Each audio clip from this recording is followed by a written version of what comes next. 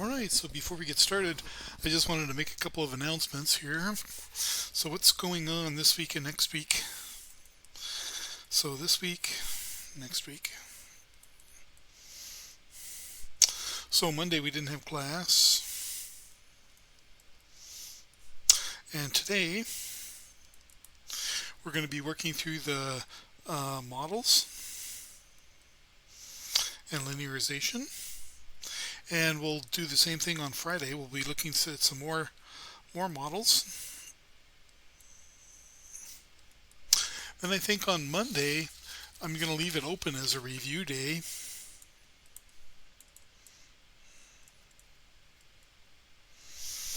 And then on Tuesday and Wednesday, let's see. Yeah, I think I'll make it Tuesday and Wednesday. Or maybe we'll make it Wednesday and Thursday. I know the Wednesday is going to be in there. It's just the second day could be either Tuesday or Thursday. Let's make it Thursday. So Wednesday and Thursday will be the exam. And we'll talk more about that. I'll put out some instructions. But basically, you can take the exam, or you'll be able to take the exam anytime on Wednesday or Thursday. And then Canvas will time it. But we'll talk about that more later. And then Friday, we'll pick things up with some more linear algebra. Back to linear algebra.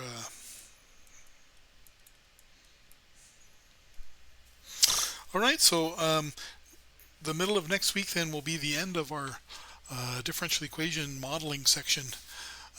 So that's what's happening for the next few days. So what I wanted to do today was just do one more exercise from 9.3, just to make sure that we understand the process that we're talking about in Chapter 9 so far, and that is the process of linearization. Example of linearization.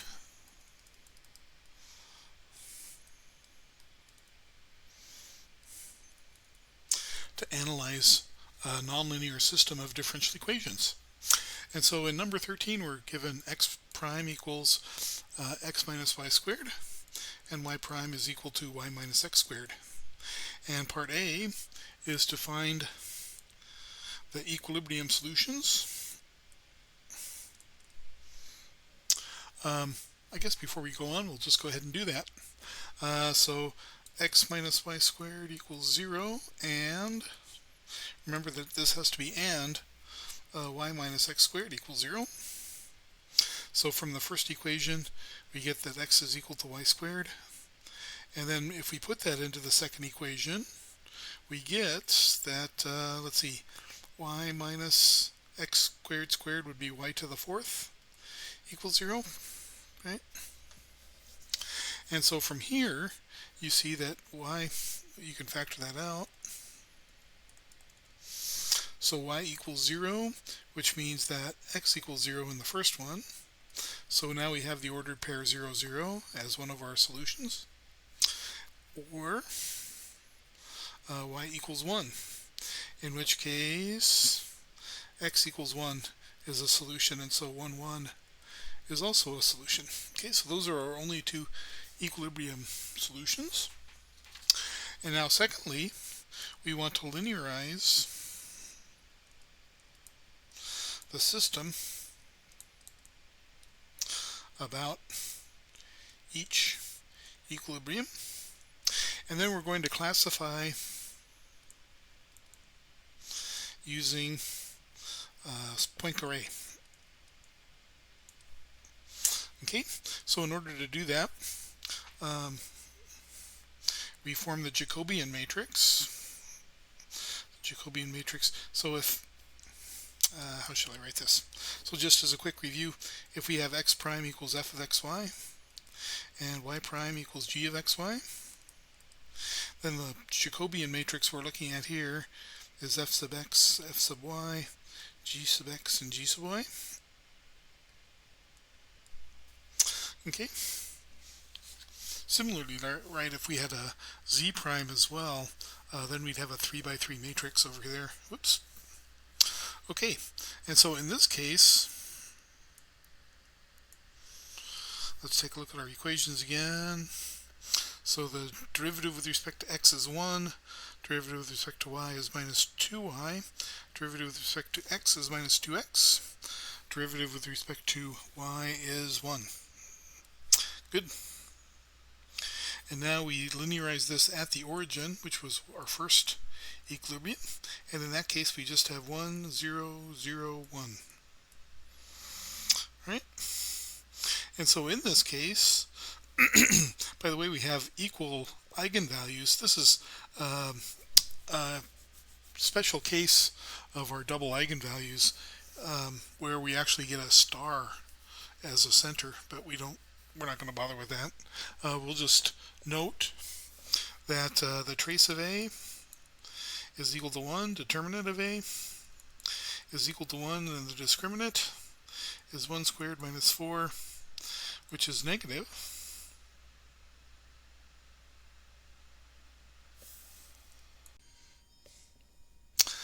Whoops, something's wrong there. I think I made a boo-boo.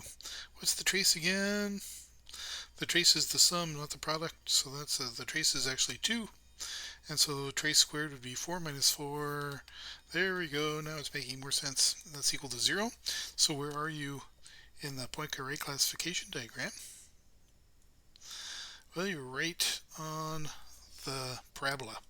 And so that's a degenerate source.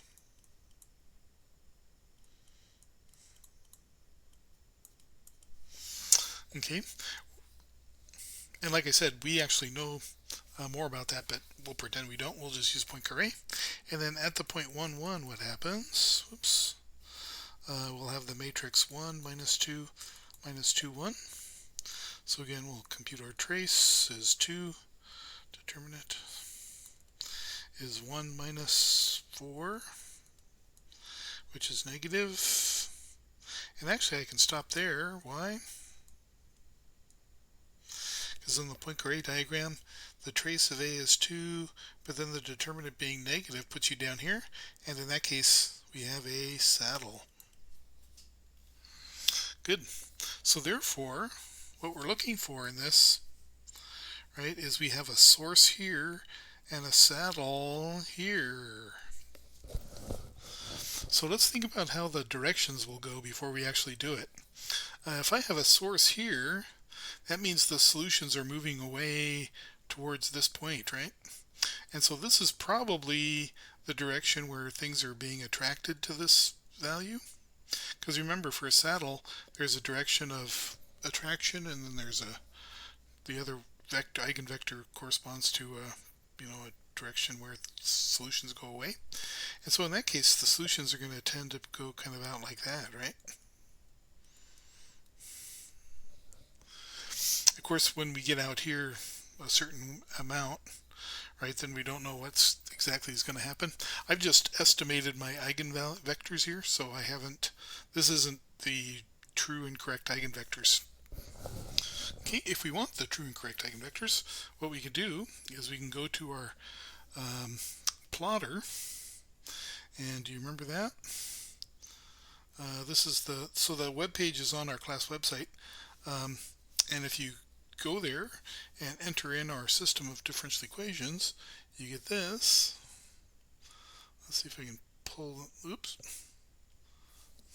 For some reason I can't expand that, but what you see here is I've already gone ahead and entered the differential equation so you can see the saddle and the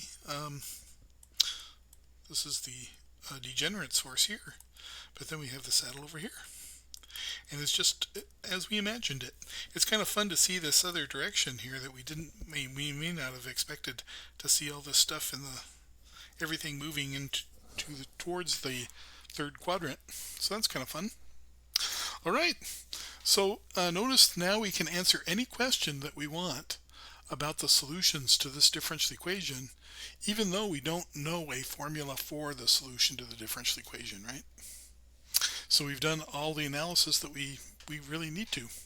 And so finally, if you really wanted to, you could run in and then do a numerical study as well of the differential equation, right? Using Rungokutta or ODE23. And of course you'd have to have initial conditions all over the page, but you could do a simulation of different solutions. Good. So I'm rambling a little bit there towards the end, but we're at 10 minutes, so I'm going to stop here, and then in the next video we're going to start in on the next section in the modeling.